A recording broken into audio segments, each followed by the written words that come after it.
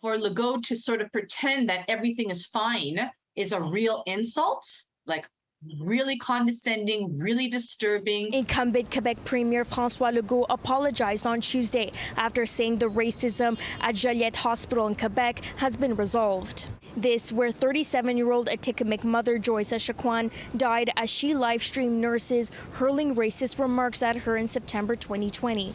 Legault told reporters he never meant to offend, but some Indigenous community members don't buy it.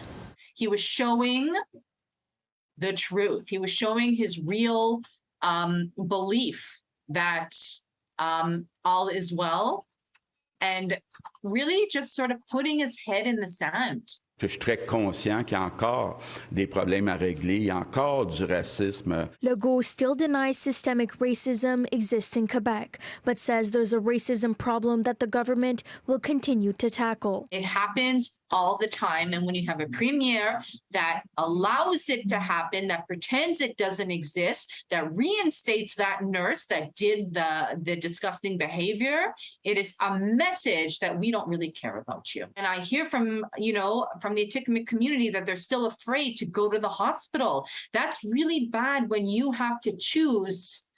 I need life-saving surgery, but I'm afraid I'm going to die just trying to get that treatment. That's where we are. And for Legault to say that it's resolved is irresponsible and not the message of a leader. Legault said training was put in place at the Quebec hospital, but some say it isn't enough. People don't feel safe to go to the hospitals.